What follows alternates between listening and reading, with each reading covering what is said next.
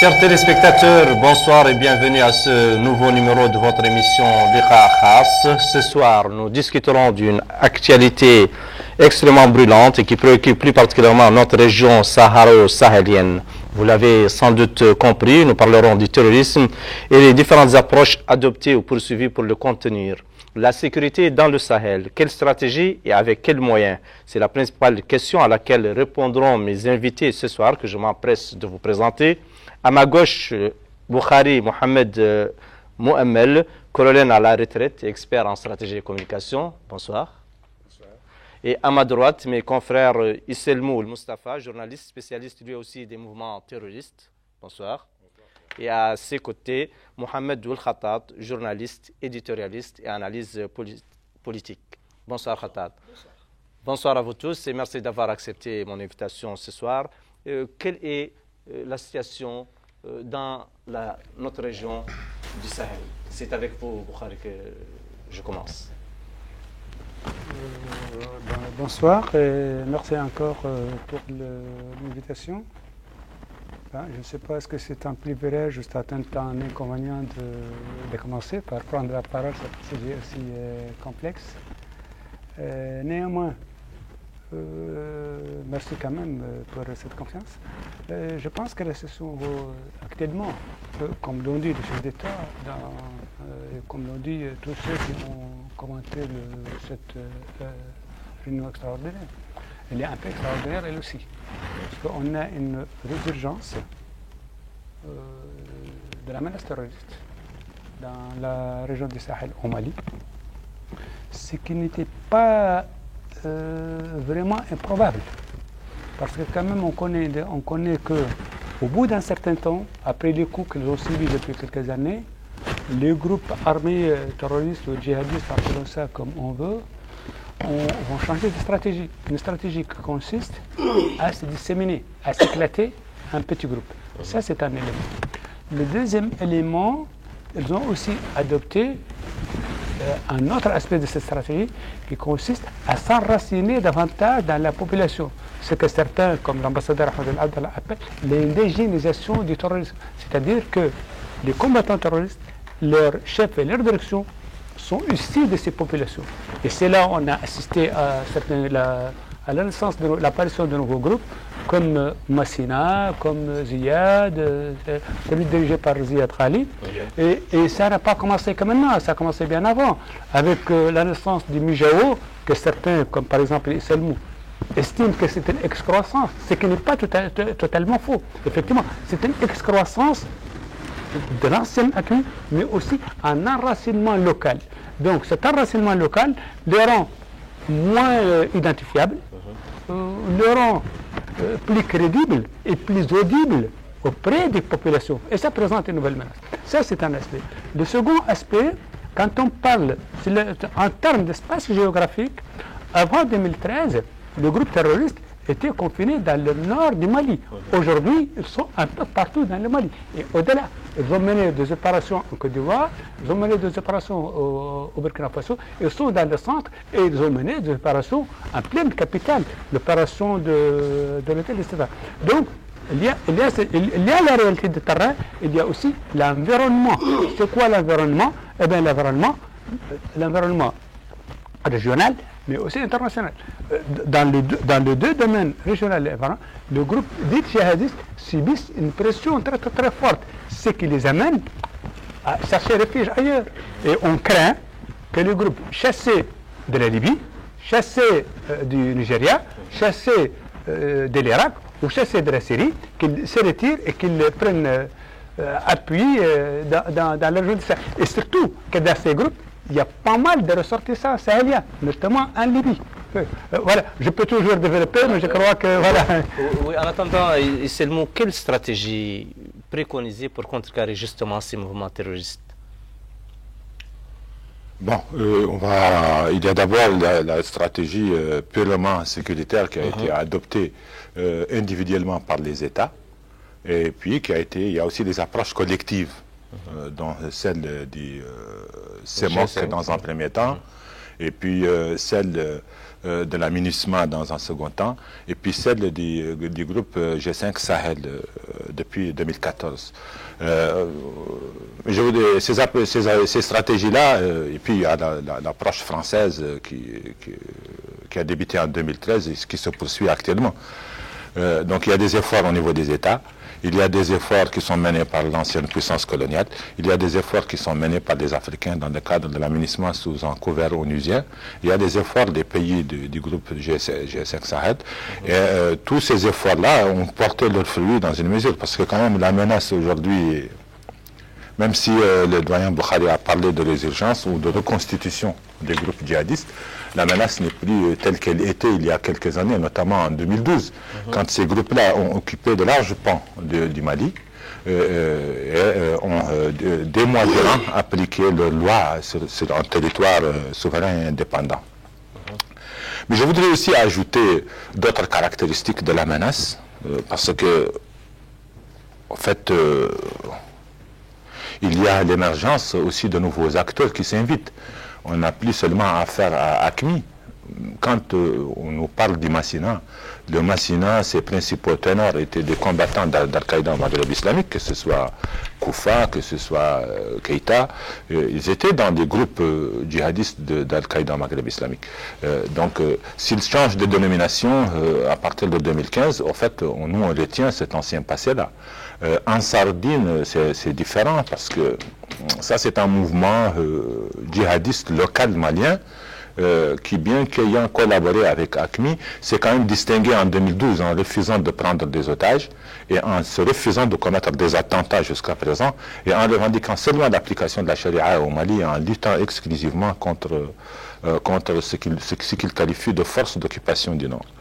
Il y a aussi le prolongement de l'action djihadiste au centre et au sud du Mali. Et il y a ce qui est très préoccupant, on pensait que ça allait disparaître, il y a le retour des enlèvements. Aujourd'hui, il y a 7 otages occidentaux.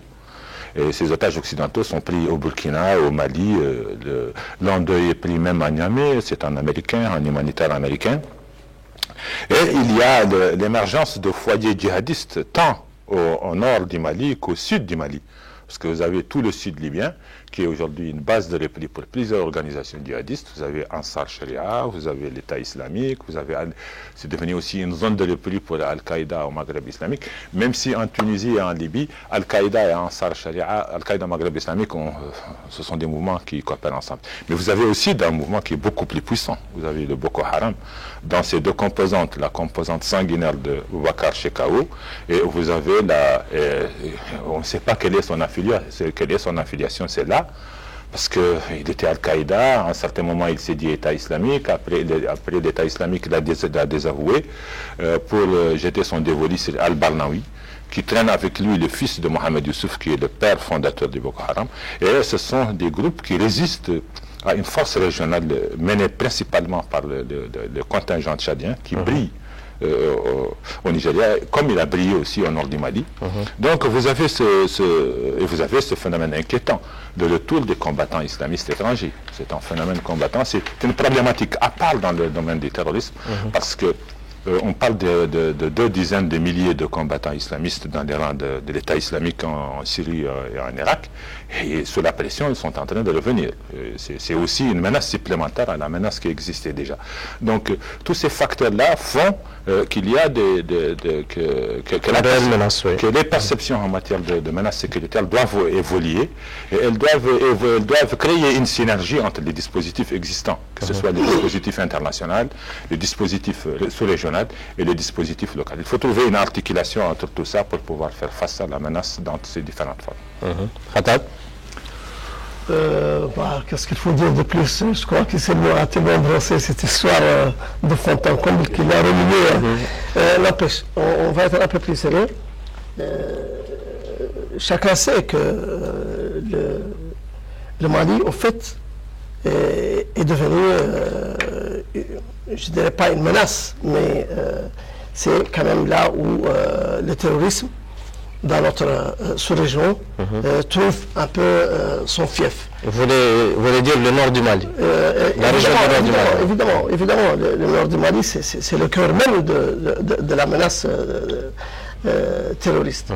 Et j'allais dire qu'il déstabilise ou il risque de déstabiliser la région.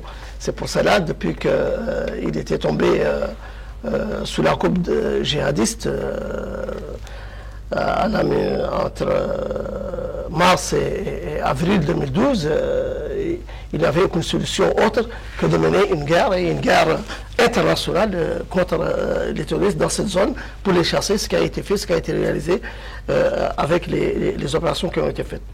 Le malheur est qu'il est resté, j'allais dire, des zones qui ne sont toujours pas sous contrôle, qui servent aujourd'hui de repli et de lieu d'attaque contre d'autres pays, avec l'avènement du printemps arabe après l'opération qui a chassé Al-Qaïda. Il y a eu un prolongement vers la Libye et le Niger qui ont juste servi à faire en sorte qu'on ne voit plus les djihadistes, mais ils se font eux-mêmes voir quand ils font des attaques ici et là, que ce soit au Niger, au Burkina Faso, en Côte d'Ivoire, au Mali, etc. Que Dieu nous en préserve. Et donc, la menace est pratiquement restée la même. Aujourd'hui, ce qu'il en est, c'est qu'il y a eu une recrudescence de ces attaques. Et je crois que ce sont les 80 victimes de Gao du 18 janvier qui ont fait un peu prendre conscience au G5 qu'il faut faire quelque chose. Il faut vraiment mutualiser les efforts pour qu'on puisse venir à bout, du moins en sécurisant les frontières des pays. Et je crois que c'est ce qui a été d'ailleurs décidé ce soir avec le communiqué final qui a été fait. N'empêche que le terrorisme est transfrontalier. Et il ne s'agira pas seulement du Mali ou de notre zone. On sait que c'est quelque chose qui se prolonge avec, j'allais dire, pas les défections, mais avec les nouveaux arrivants qui viennent, on ne sait d'où, que ce soit de l'Irak ou de la Syrie ou d'autres pays. Et donc, la menace ne fait que prendre de nouvelles proportions.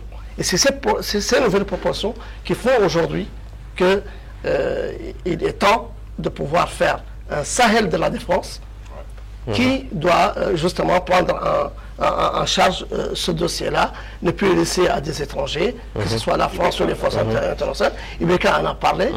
Idriss Déby a demandé d'ailleurs à ce que ce soit les forces des pays du Sahel qui elles-mêmes se chargent de faire le nettoyage, d'être en première ligne, comme on dit, de faire le nettoyage et de justement faire la sécurité par les pays du Sahel eux-mêmes.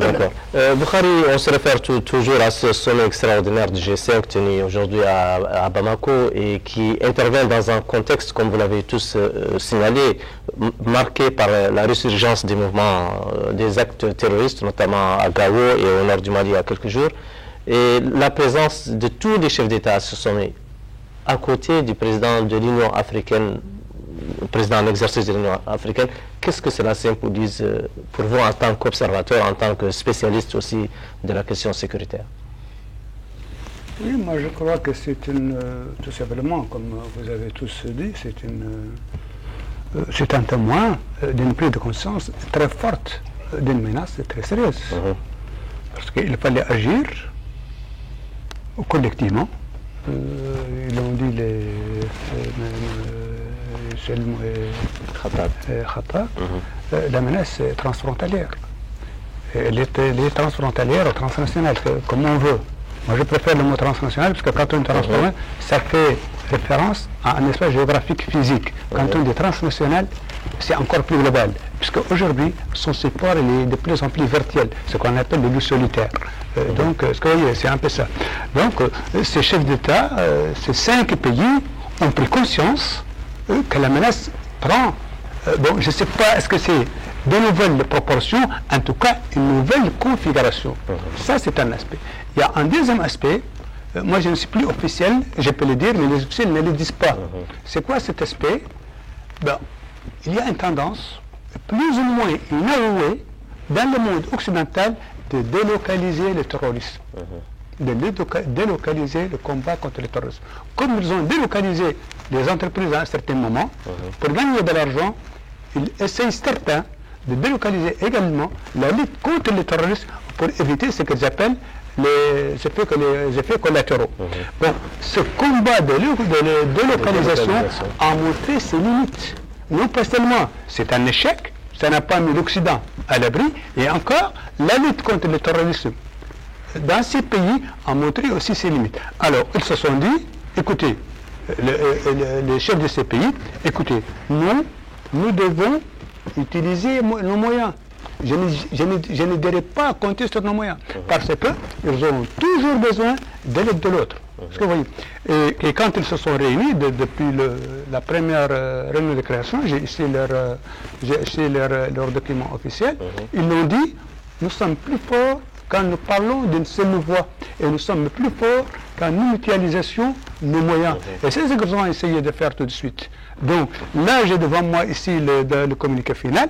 Dans ce communiqué final, il est dit la mise en place de façon urgente d'une force conjointe. Ça, c'est un aspect. Et je crois qu'ils ont joint l'acte à la parole, parce que tout à l'heure, tout de suite, en regardant les images, j'ai vu qu'il y a des responsables dans les états-majors, au moins c'est de la Mauritanie, des responsables des ressources humaines et des ressources opérationnelles qui étaient présents. Ça veut dire que, comme experts, ils vont tout de suite travailler sur cette mise en place. Donc, je retourne un peu à votre question. Je crois que je ne me suis pas trop éloigné d'ailleurs. Oui, la situation exigeait un acte fort, non pas seulement symbolique, mais aussi opérationnel. Je crois que les réunions est d'abord acte fort sur le plan de la symbolique, mais son résultat aussi est un acte fort en termes de résultat sur le plan opérationnel. Oui. Je veux revenir un peu sur ce communiqué parce que je l'ai vu moi aussi, mais il faut noter deux choses. Non seulement il reste à préciser les effectifs, le commandement et le mode de fonctionnement de cette force, mais au moins 3 pays, le Niger, le Burkina Faso et le Mali, avaient à Niamey en janvier 2017, décidé de cette force. Parce qu'ils voulaient un peu traiter, j'allais dire, l'insécurité dans une zone charnière entre les 3 pays, qui s'appelle d'ailleurs l'Iptako-Gouma, ou Gourma, ça, voilà, merci. Et donc cette force était déjà, j'allais dire, en préparation. Aujourd'hui, ce qui est décidé, c'est qu'on fait appel aux Occidentaux, aux Européens pour nous donner des équipements. Nous, on dispose des hommes. Et c'est ce que je disais auparavant, ce sont les hommes des pays du Sahel qui vont eux-mêmes être en première ligne et chercher à s'occuper eux-mêmes de leur propre sécurité.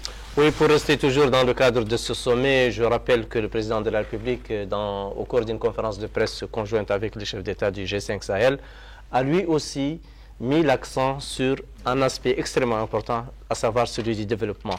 Oui, la lutte contre la pauvreté, et je vous propose tout de suite, sans plus tarder, à suivre cette conférence de presse. Après, on discutera. Conférence de presse.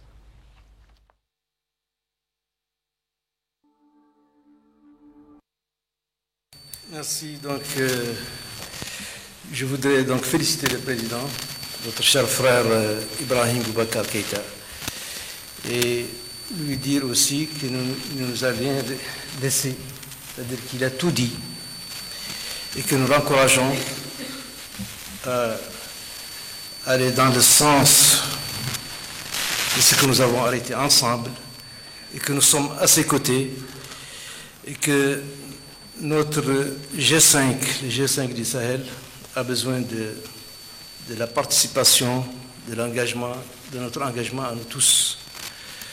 C'est vrai qu'aujourd'hui on a beaucoup discuté de la sécurité, mais le G5 c'est autre chose. Ce n'est pas seulement la sécurité, ce n'est pas seulement l'arrêt de l'immigration clandestine, mais c'est le développement. Parce que si nous arrivons à développer, à mettre en œuvre toutes les ressources que nous avons, à les utiliser de manière rationnelle, à avoir une vision économique pour nos pays, nous allons aller de l'avant et régler, traiter et éradiquer tous les problèmes qui handicapent actuellement nos développements, qui sont le terrorisme, le trafic de drogue, l'immigration clandestine et tous les trafics illicites. Donc, nous sommes conscients de cela. Notre président actuel et l'ancien président aussi en étaient conscients. Et nous sommes tout à fait à notre débit. Et nous allons réussir cette mission qui est très importante pour notre pays et même au-delà, pour le continent. Donc, nous comptons sur effectivement aussi l'aide et l'accompagnement de nos partenaires de l'Union africaine et des Nations unies, surtout sur le volet sécuritaire, parce que nous avons la présence des forces onusiennes, mais nous avons, en discutant et en voyant ce qui s'est passé et en analysant la situation, nous avons pensé qu'on pourrait faire mieux nous-mêmes en étant appuyés par les Nations unies et par toute la communauté internationale. Donc nous avons des entraves que nous devons relever, des entraves juridiques, des entraves aussi du manque de moyens. Et nous avons bon espoir que nous allons arriver avec le concours de tous, à surmonter toutes ces difficultés qui seront bénéfiques aussi bien pour la zone Sahel, mais qui ramèneront la paix de manière singulière au niveau du Mali et au-delà. Je vous remercie. Nous sommes capables de contrecarrer ces mouvements, mais nous avons en même temps besoin de l'aide de la communauté internationale de façon générale. Oui, c'est très clair. En fait, d'abord, il y a une précision de taille. C'est que la problématique de la sous-région, ce n'est pas tout simplement une problématique sécuritaire. Ce n'est pas tout simplement la lutte contre les mouvements djihadistes ou contre les passeurs de trafiquants clandestins. La problématique aussi est une problématique de développement. Et c'est pour cela que le G5 a dès le début lié les deux thématiques ensemble, la sécurité et le développement. Et c'est pour cela que le G5 ne s'est pas limité à promouvoir des concepts de patrouille mixte, un concept d'échange de renseignements entre les forces armées, un concept d'interopérabilité entre les forces de sécurité et de défense des pays membres du G5. Le G5 aussi a proposé une stratégie de développement. Il a proposé des programmes d'investissement prioritaires et il les a soumis aux partenaires. C'est quoi les programmes d'investissement prioritaires? Ce sont des projets structurants qui vont promouvoir l'intégration effective des peuples de la sous-région et qui vont, dans la vision du G5, donner une plus grande chance, donner une vie essentiellement aux régions transfrontalières où il y a absence de l'État. Moi, je pense que la Mauritanie, en développant des routes qui vont vers le Mali à travers Bassikno et Vassala, travaille déjà à cette intégration-là. On nous parle aussi de la création d'une compagnie aérienne. Il y a des projets structurants pour l'eau, pour le pastoralisme, pour la sécurité alimentaire, pour tout ça. Donc, en fait, le G5, ce n'est pas tout simplement la sécurité, ce n'est pas tout simplement les militaires qui partent faire des opérations. Parce que la problématique du Sahel, les problèmes du Sahel ne se limitent pas à ça. Je crois que le président Aziz a bien clarifié l'enjeu de façon générale. Et aussi, la menace terroriste n'est pas une menace qui est destinée uniquement aux États du Sahel. C'est une menace mondiale qui touche les intérêts des États-Unis dans la région, les intérêts de la France dans la région, qui est une menace pour l'Europe qui est dans le voisinage méditerranéen. Donc c'est pour cela que le monde est interpellé pour soutenir ce noyau de pays où il y a la plus grande concentration de menaces à la paix mondiale, à la paix sous-régionale, c'est vrai, mais aussi à la paix mondiale. C'est pour cela que le système des Nations Unies est interpellé pour qu'il soutienne à la fois sur le plan militaire et sur le plan économique les efforts menés héroïquement par ces 5 pays malgré la difficulté, malgré les contraintes, malgré vous savez, le Tchad est un pays pétrolier, mais vous savez le cours du pétrole aujourd'hui. La Mauritanie est un pays minier, mais vous savez quel est le cours. Les autres pays sont des pays agricoles qui produisent des produits agricoles et vous savez leur cours c'est les marchés mondiaux. Donc moi je crois qu'il est juste que le monde supporte la facture avec nous au Sahel. Bukhari, sur le plan purement militaire, qu'est-ce qu'il faut pour qu'il y ait véritablement une synergie entre les différentes forces au niveau des 5 États membres du G5 Sahel? Oui, je pense que sur le plan purement militaire, il ne faut surtout pas dissocier le militaire du reste. Comme vient de le dire Isselmo tout de suite. Les pays ont déjà chacun essayé de combattre les menaces et défis sécuritaires. Parce que il y a assez de notions. Et par ces moyens. Et par ces relations de pays individuels avec les autres. Ça a montré aussi ses limites. Maintenant, sur le plan militaire, on est obligé, comme on a dit, de mutualiser ou de travailler ensemble. C'est une tendance internationale. Elle ne concerne pas seulement le Sahel. Vous avez le concept de défense de l'Union européenne. Vous avez la même chose dans les pays asiatiques. Vous avez la même chose dans les pays latino-américains. Cette tendance à unir ces forces est une donnée mondiale aujourd'hui. Et nous, sommes justement dans cette optique. Nous, c'est-à-dire le groupe G5 Sahel. L'une de ses caractéristiques aussi, c'est la redondance. Il y a tout de suite, il a parlé aussi de forces conjointes entre 3 pays qui appartiennent au G5 Sahel. Ça, c'est pas contradictoire. Ça fait une complémentarité. Mais il y a mieux. Il y a aussi d'autres forces qui unissent d'autres pays qui ne font pas partie du G5 Sahel contre le Boko Haram, où il y a le Nigeria, il y a le Bénin, il y a les pays tout autour des lacs Tchad, etc. Et vous avez la force africaine en attente, dont on parle toujours. En plus de cela, vous avez des stratégies, j'en citerai au moins 4. Vous avez les stratégies nationales. Chaque pays a sa propre stratégie nationale. J'ai ici, comme exemple, la stratégie nationale mauritanienne. On y reviendra tout à l'heure, l'approche mauritanienne, on y reviendra. Le côté public qui n'est pas classifié. Vous avez la stratégie du G5 Sahel. Il y a le côté militaire, il y a aussi le côté développement. Et dans la stratégie mauritanienne aussi, il y a la même chose. Vous avez la stratégie de l'Union européenne pour le Sahel, destinée uniquement pour la région du Sahel. Aussi, voilà, j'en viens justement. J'ai les 4. D'ailleurs, j'en fais ici un truc comme ça, vous voyez. J'ai les 4. Et vous avez pour les Nations Unies. Et toutes celles-ci, quand je les lis, celle-là, je dis, mais qu'est-ce qu'ils font là? Ils ont discuté, après chacun est parti faire une copie pour lui. C'est-à-dire qu'elles se recoupent. Toutes se recoupent. Et c'est normal, elles se recoupent autour de même problématique. Oui, de même problématique. Oui, moi, on dit toujours développement et sécurité. Mais moi, je préfère qu'on ajoute un 3e pilier qui est toujours parmi les 2. C'est le combat des idées. C'est le combat des idées. La lutte idéologique. Et voilà, c'est le combat des idées. Combattre le terrorisme, c'est combattre l'extrémisme. Et quand on combat l'extrémisme, c'est combattre les idées qui l'alimentent, les idées qui permettent l'endoctrinement. Donc, dans toutes ces stratégies, il y a ça. Il y a un côté strictement militaire, qui utilise les armes, qui utilise le renseignement. Il y a un côté développement qui construit les pays, et c'est d'ailleurs la mission régalienne, si vous voulez, de l'État. Mais il y a aussi ce côté intellectuel qui combat les idées. Et là, et c'est complémentaire. On ne peut pas prendre le côté militaire, le côté civil. Toutes sont comme ça. Il y a un aspect aussi dans le côté militaire aujourd'hui.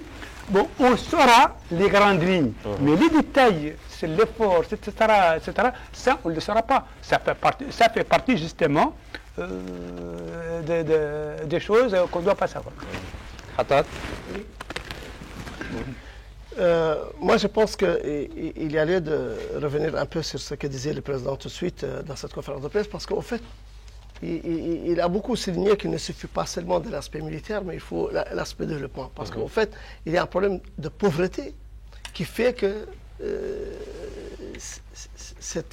ce normalie et cet extrémisme se nourrissent de la pauvreté, de la pauvreté chez les populations.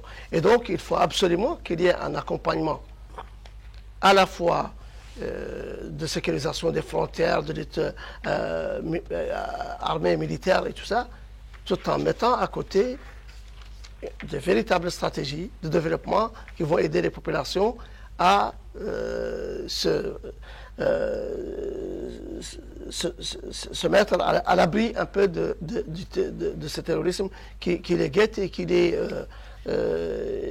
qui arrive facilement à les embrigader. La réalité également est que la sécurisation des frontières va dans le sens de cette mutualisation des efforts qu'on disait tantôt, par la création de cette force du G5. Il est évident que le terrorisme ne peut pas être éradiqué du jour au lendemain. Et qu'il faut absolument que, au-delà de ce que les pays concernés eux-mêmes peuvent faire, la communauté internationale se mette, j'allais dire, en œuvre avec ces pays. Et c'est ce qui est demandé aujourd'hui. C'est qu'il y ait des équipements, il y ait des formations, il y ait une véritable stratégie qui va être au-delà des pays, accompagnée, suivie et très soutenue par la communauté internationale. Je pense que c'est la solution idéale et qui convient aujourd'hui à nos pays du Sahel. Selmouz, vous voulez ajouter quelque chose? Oui, moi je pense que la force conjointe de Sahel a beaucoup plus de chances que des forces qui avaient la même vocation. Je parle notamment de la force continentale, la force d'action, la force d'attente qui devrait comporter plusieurs brigades, nord, est, ouest, centre, sud, et qui est restée en attente, la force africaine en attente. Voilà, vous savez aussi la deuxième initiative qui était la capacité africaine de réponse immédiate aux crises, la CARIC. Elle n'a pas fait long feu, elle non plus. Et, parce qu'elle était basée sur le volontariat, et puis bon, les gens ne se bousculaient pas parce qu'il fallait financer et équiper. Donc. Puis il y a à Malabo un autre concept qui avait été avancé concernant la force africaine de réaction rapide. Là aussi, ça n'a pas avancé. Pourquoi? Parce qu'il y a des tiraillements entre l'État. Au niveau des pays africains, on ne va pas donner de nom. Il y avait des pays qui voulaient avoir le leadership dans tout. Il y a des pays qui s'imaginaient un peu, qui se comportaient d'une certaine façon et qui regardaient d'un œil condescendant les autres pays. Mais au niveau du G5, moi je constate qu'il y a quand même une volonté politique réelle de ces 5 chefs d'État qui constatent qu'ils ont des problèmes similaires, qu'ils ont une certaine homogénéité, même sur le plan naturel, sur le plan humain, sur le plan même des indicateurs de développement. Et il y a une compréhension et une volonté surtout d'aller à l'avant. Vous savez, depuis 2 ans, les choses sont allées vite pour le G5. Donc moi, je fonde un grand espoir sur cette force du G5. C'est vrai, j'ai vu déjà dans la presse occidentale certaines interrogations. Elle a déjà été annoncée en N'Djamena en 2015. Ces pays se disent en première ligne. On ne nous a pas parlé d'effectifs, ni de commandement, ni de moyens. Je crois que j'ai lu derrière ces lignes-là une certaine exaspération de certaines puissances qui voudraient continuer à exercer leur tutelle, puis des puissances, qu'elles soient internationales ou régionales. Toujours est-il que moi, je sens une volonté d'indépendance, je sens une volonté d'aller à l'avant au niveau des chefs d'État des G5. Je sens aussi cette volonté de prendre en charge leur destin.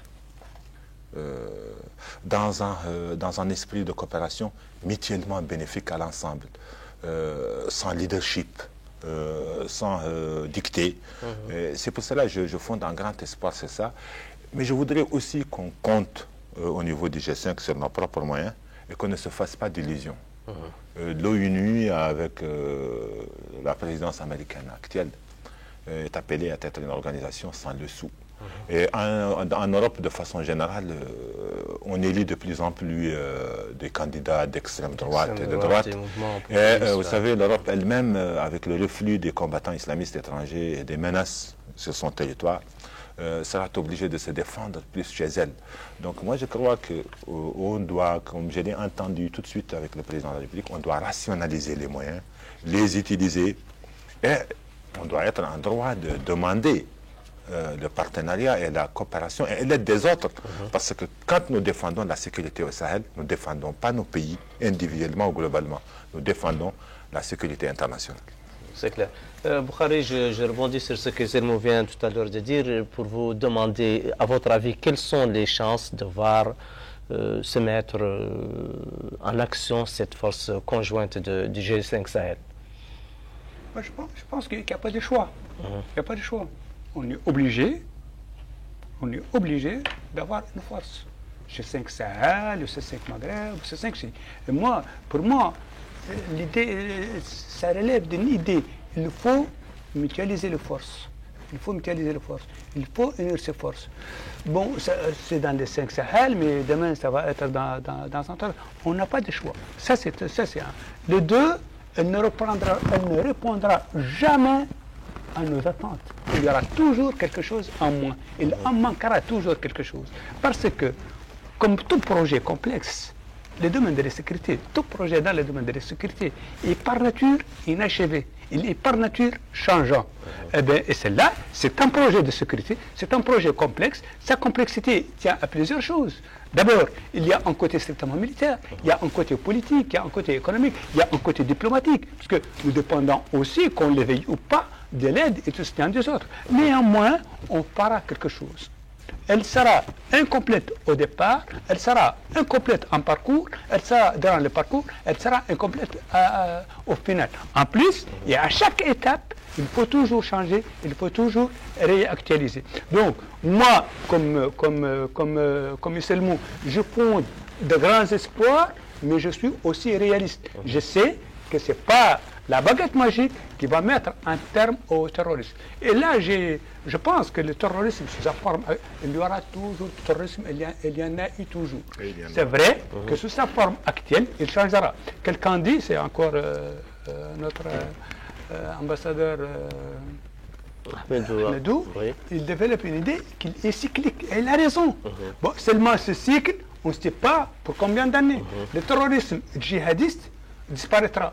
Qu'est-ce qu'on aura après? Est-ce que ça va être un terrorisme occidentaliste, comme on avait un peu au Canada? Je ne sais pas. Est-ce qu'on aura un terrorisme occidentaliste, nourri par les idées des populistes, comme M. Trump? Puisque dans la stratégie des Nations Unies, qu'est-ce qu'elle dit?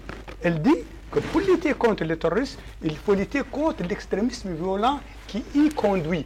Autrement dit, pour paraphraser Lénine, le terrorisme est le stade suprême de l'extrémisme. Mais il y a un problème. C'est quoi l'extrémisme violent? C'est le plan juridique, aucune référence, il n'y a pas de définition.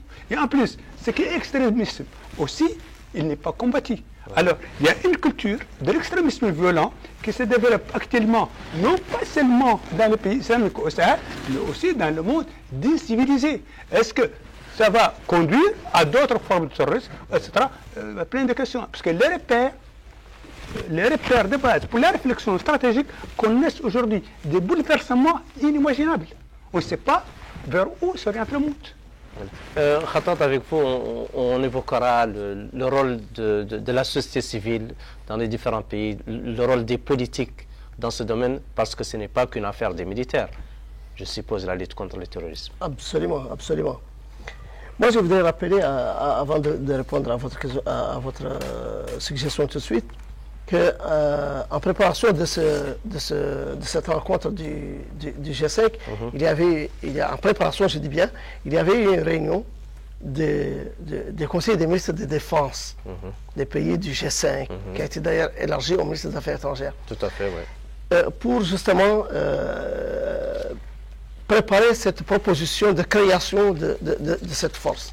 Parce qu'au fond, la prise de conscience est telle, depuis l'attentat suicide de Gao et d'ailleurs l'attaque qui a suivi le samedi dernier à Menaka, où il y a eu 4 morts, je crois, une prise de conscience des chefs d'État du G5 qu'il faut, et c'est pourquoi c'était d'ailleurs dans le communiqué, on dit l'urgence était justement là, de créer une force conjointe pour ces pays du Sahel.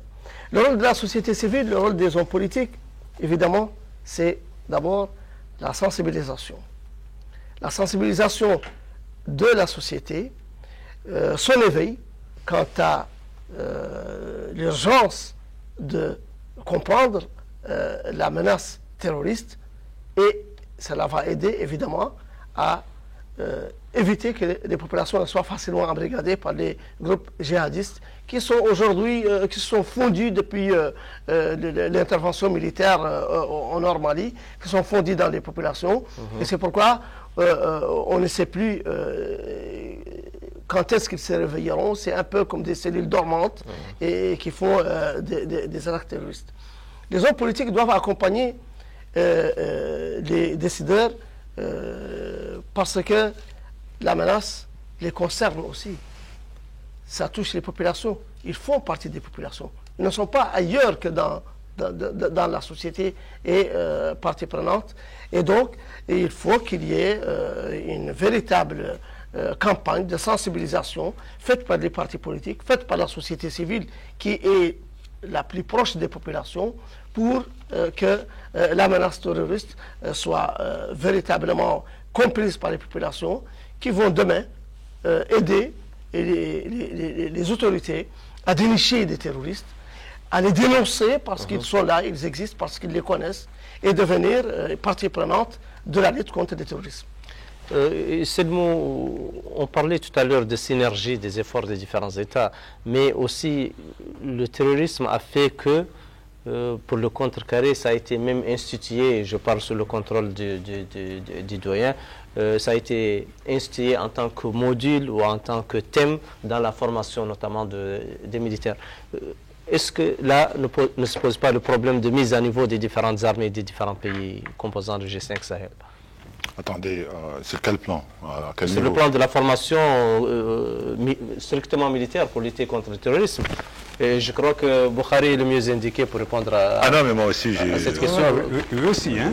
Allez-y. En fait, je ne sais pas ce que vous entendez par la formation des militaires dans le terrorisme. En fait, je ne comprends pas si vous voulez dire dans la lutte. La lutte contre le terrorisme. Voilà, c'est ça, parce que c'est votre question qui m'a un peu déstabilisé. En fait, oui, bon, effectivement, Bukhari est le mieux indiqué pour répondre.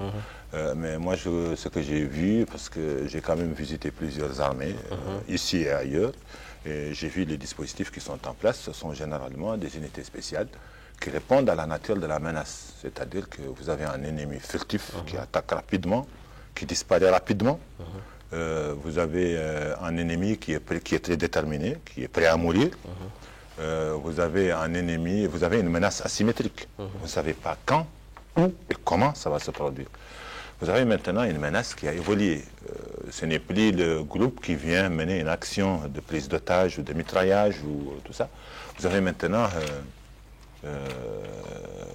le terroriste qui est seulement armé d'un couteau qui peut faire énormément de dégâts. Vous avez maintenant le terroriste qui prend un truc bélier. Et vous avez maintenant d'autres profils de terroristes. Vous avez l'autoradicalisé, qui n'est jamais allé voir une organisation terroriste, qui a vu Internet et qui est devenu un illuminé. Vous avez aussi le loup solitaire, même si je pense que le loup solitaire, l'autoradicalisé. Mais en fait, le loup solitaire, c'est quelqu'un qui agit seul, généralement. Parce que tu peux être autoradicalisé et t'es radicaliste. Donc, au niveau de la lutte contre le terrorisme, c'est essentiellement ce qui est demandé, c'est premièrement une identification réelle de la menace et la constitution de forces spéciales qui peuvent affronter la nature de ces menaces-là. Et vous avez aussi la nécessité de coopérer avec des cadres régionaux et internationaux, de créer cette synergie entre eux. Bon, ça c'est le journaliste qui parle, je ne sais pas si le doyen a d'autres idées à ajouter. Bukhari, avec vous, on va aborder tout à l'heure, on va parler de la Mauritanie, de l'approche mauritanienne, de la stratégie nationale de lutte contre le terrorisme. Oui, et comme introduction, je fais un complément à ce que disait Selmo tout à l'heure. Votre question est tout à fait pertinente. Nos armées sont-elles préparées sur le plan de la formation à la lutte contre le terrorisme? La question est vraiment pertinente. Bon, la question est assez mitigée. Au début, non, elle ne l'était pas du tout. Et c'est clair, ça s'était vu à travers les résultats obtenus. Parce qu'au départ, moi au départ, quand j'étais élève officier, pendant 2 ans à l'EMIA, Et quand j'ai fait mes applications, mon cours d'état-major, mon cours d'école de guerre, tout ça, on m'apprenait la guerre conventionnelle, c'est-à-dire entre deux armées. Entre deux armées. Et c'est le cas de tout le monde réellement. Parce que, vous voyez, sauf dans des armées coloniales qui ont eu à lutter contre les guerriers, comme l'armée française en Algérie et l'armée américaine au Vietnam, que je prends comme deux exemples. Deux exemples. Bon, celle-ci avait quelques notions contre la guérilla, mais pas vraiment contre le terrorisme qui se vit aujourd'hui. Nous, on a eu ce problème au début. Et ça a été excessivement difficile de revoir notre vision en matière de formation et de revoir notre vision en matière d'organisation. Les terroristes ont certaines caractéristiques. Et leur point fort, vraiment, c'est l'agressivité.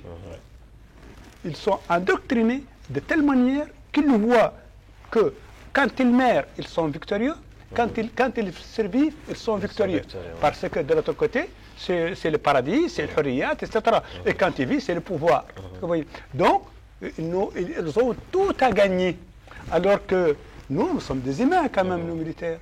On les forme, c'est le droit, c'est la préservation de la vie, c'est le respect de la dignité humaine, de la dignité de soi, etc. Ça c'est un problème. Mais quand tu comprends que l'ennemi c'est ça, il faut vaincre sa volonté. Autrement dit, la lutte contre le terrorisme, c'est pas une lutte, c'est pas une stratégie de moyens, c'est une stratégie d'idées. C'est un combat d'idées. Il faut combattre et vaincre sa détermination. Et sur ce plan, c'est un peu, je crois que ça a été le point fort de la Mauritanie. De la stratégie mauritanienne. Voilà, notamment dans ces interventions au Mali, qui ont été très coûteuses en termes de vie humaine. Mais les terroristes ont vu, ils ont dit, eh bien, ils sont aussi engagés comme nous. Donc, ils ont perdu le combat de volonté. C'est une guerre. Non, moi j'appelle ça une guerre. Moi je préfère mon mot, une guerre de volonté. Une guerre de volonté. Donc sur ce plan, la Mauritanie a marqué des points. Ça c'est un aspect. Le deuxième aspect, il joue beaucoup sur la communication. Il joue beaucoup sur la communication. Qu'il gagne, il communique. Qu'il perd, il communique. L'opération d'Aïn Aminas a été un brillant coup de pile, bien qu'ils ont tout perdu sur le plan militaire. Alors que nous, les armées, on nous appelle la grande muette. On n'était pas habitués à communiquer. Dans ce cas aussi, on a changé. Ça, c'est un troisième point qui est de leur point fort, c'est la mobilité et la souplesse. Ils agissent par petits groupes, très mobiles, très actifs. Alors que nous, on avait de grands bataillons, de grands machins. Après, on a réadapté, on a créé des forces légères, vives, qu'on a appelées, que vous avez visité, le GSI, le CSI, etc. Et tout ça s'accompagne d'une formation. On nous a formés dans la guerre conventionnelle, il y a une direction dangereuse. Quand vous mettez votre dispositif, orientez vos armes, orientez vos subterrains dans cette direction. Dans la guerre contre le terrorisme, toutes les directions sont l'angle est de 360 degrés. L'angle est 360 degrés. Donc, exactement, votre question est bonne. Effectivement, les armées n'ont pas été préparées sur le plan de la formation, ni sur le plan de l'organisation, mais aujourd'hui, ils le sont de plus en plus. Et la Mauritanie, sur ce plan, parce que j'aborde sa stratégie, c'est un peu ça, le fou de sa stratégie militaire. Khatat. Oui, moi j'étais particulièrement passionné par ce que disait Isselo. Comme on l'est tous d'ailleurs. Oui, non, il nous a ramené un peu à l'école militaire. Et effectivement, le problème avec le terrorisme est que c'est aveugle, le terrorisme. Ça ne regarde pas les personnes, ça ne regarde pas les enfants, les femmes, ça tue. Et donc, il y a effectivement une guerre de volonté, de détermination. Les uns sont déjà sûrs d'avoir réussi rien que par leur volonté à aller jusqu'au bout, mourir ou survivre, alors que les autres qui sont en face ne savent même pas quand est-ce que cet ennemi aveugle frappera ni où. Et le danger est là. Quand je disais sur la société civile et les politiques qu'il faut sensibiliser, c'était ça. Parce que si cette prise de conscience du danger qu'est le terrorisme, quand dans la famille, quelqu'un est déjà radicalisé et risque d'aller jusqu'à être dans cette direction, il peut être tout simplement menacé parce qu'il risque d'être dénoncé. Et donc, il y a au fond cette lutte très, j'allais dire, nécessaire de sensibilisation, de mobilisation de tout le monde contre un ennemi qui touche tout le monde, qui veut la mort de tout le monde, qui ne fait pas de différence. Je ne vais pas aller dans le sens de ce que disait Boukhari tout de suite à propos de la formation de notre armée. Je sais qu'aujourd'hui, de par notre stratégie et de sa réussite, notre stratégie de lutte contre le terrorisme et par notre réussite, elle est devenue exemplaire. Tout le monde a loué la stratégie nationale en matière de lutte contre le terrorisme. Mais je dirais qu'aujourd'hui, la lutte contre le terrorisme prime sur la démocratie dans les pays. Parce qu'on ne peut pas créer de démocratie quand on n'est pas stable, quand on n'est pas sécurisé, quand on ne connaît pas un développement. Et là où nos pays aujourd'hui doivent comprendre qu'il est nécessaire pour leur survie, pour leur pérennité, de conjuguer tous les efforts pour lutter contre le terrorisme, ça fait que les hommes politiques, ça fait que la société civile doivent s'impliquer davantage. Le G5 Sahel, quand je disais qu'il s'agit aujourd'hui d'un G5 défense, c'est parce qu'il y a déjà un G5 développement. On ne l'a pas dit, mais il existe déjà. Le G5 défense, c'est une nécessité d'abord pour sécuriser les frontières. Parce que nous, en Mauritanie, en arrivant à sécuriser notre frontière, nous sommes plus ou moins à l'abri. Je ne dirais pas totalement du terrorisme. On ne sait jamais où il est le terrorisme, mais on sait que depuis quelques années, 3 années, on est un pays paisible, depuis même un peu plus, 2009 jusqu'à aujourd'hui, ça fait bien 6 ans, 7 ans. Et donc, quand on arrive à sécuriser les frontières entre ces pays du G5, et le G5, c'est pas petit. Le Sahel, c'est 1 800 000 km². 5 millions. 5 millions, je m'excuse. C'est la frontière du Mali qui doit faire ces environs. Et donc 5 millions de kilomètres carrés à sécuriser avec des poches poreuses, un terrorisme qui frappe, que ce soit au Burkina Faso, au Mali ou au Niger. La création de cette force conjointe est une nécessité impérieuse. Seulement pour revenir à l'approche mauritanienne, à la stratégie mauritanienne, quels sont les points saillants qui vous ont frappé dans cette moi, stratégie? Ce qui m'a beaucoup impressionné dans la stratégie nationale de lutte contre le terrorisme et le crime organisé, c'est premièrement la qualité de sa rédaction et c'est deuxièmement sa richesse.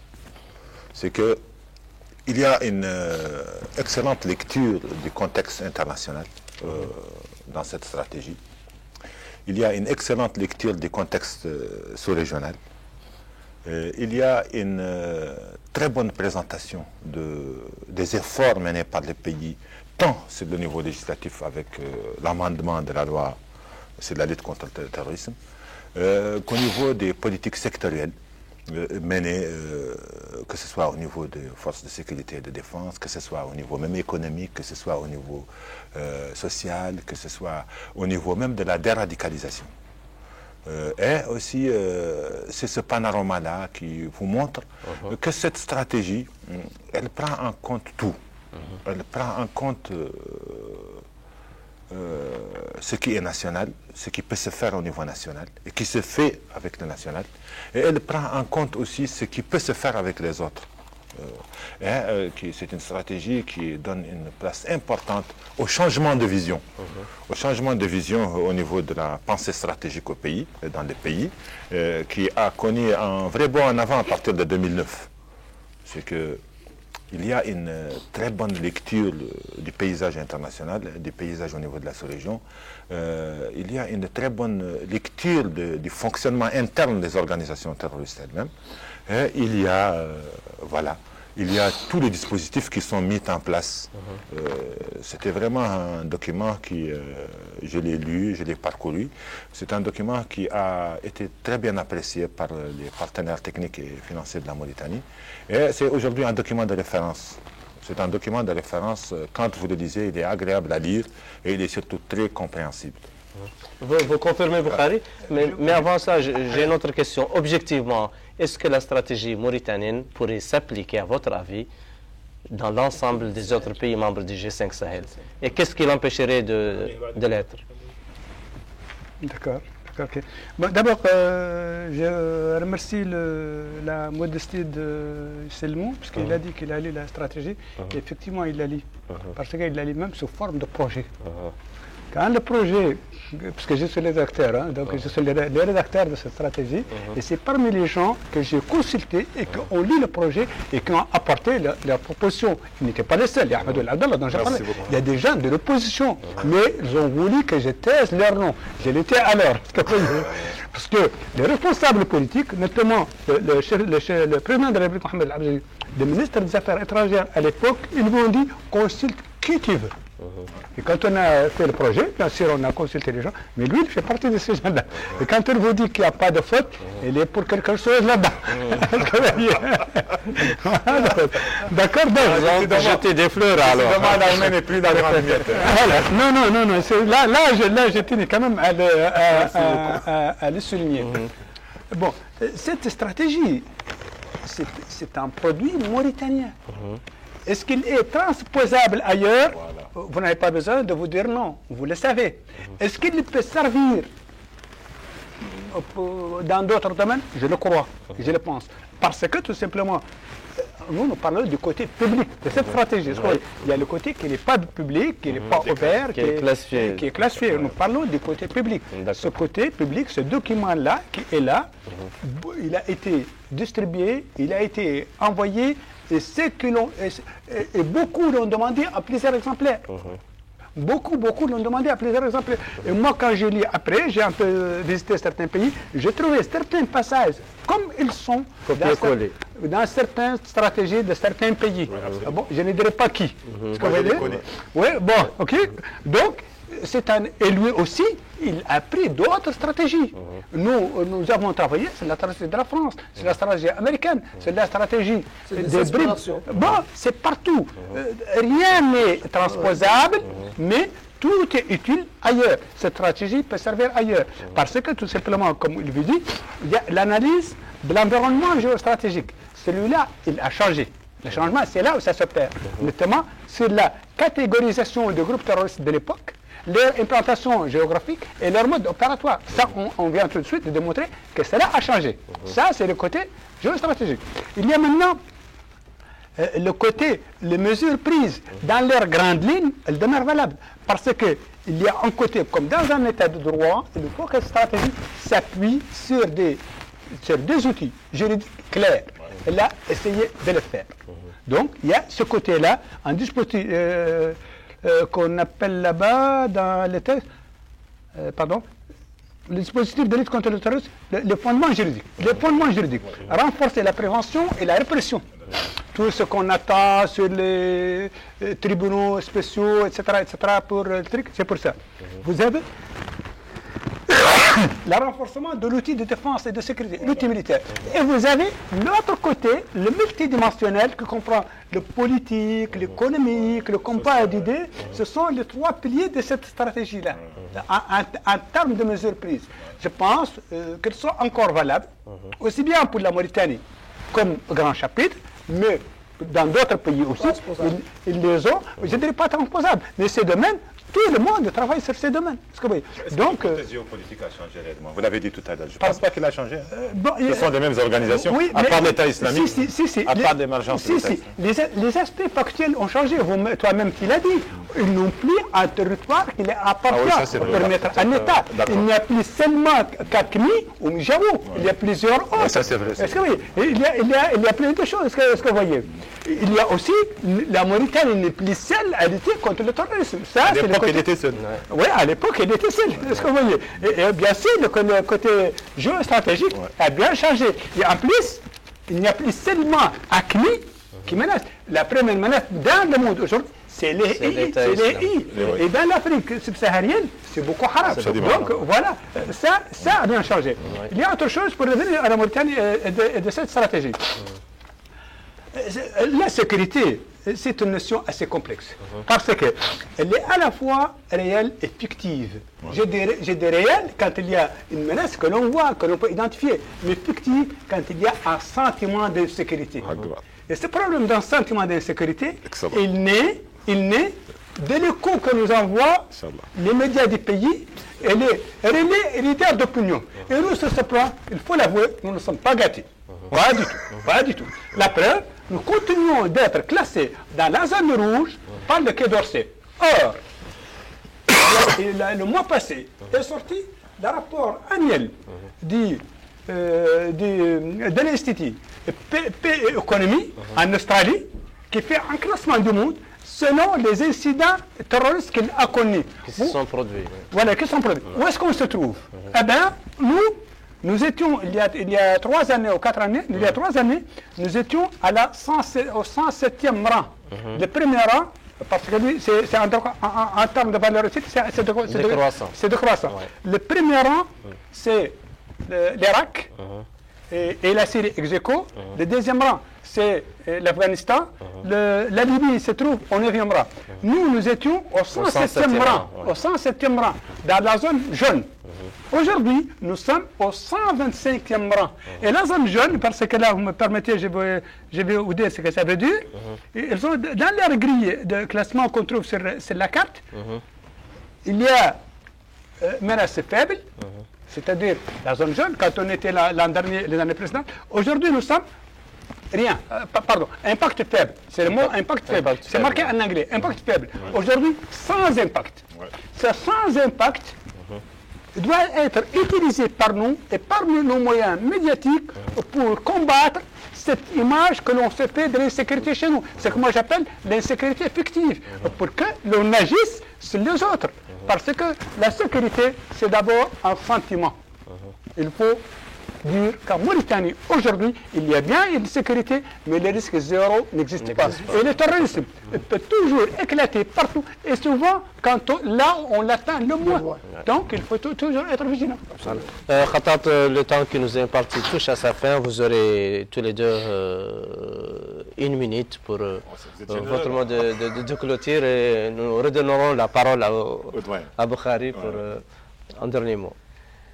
Moi, j'espère du fond de mon cœur que le G5 qui vient de décider de la création de cette force puisse la réussir et que, évidemment, notre pays et les pays de la sous-région puissent venir à bout du terrorisme.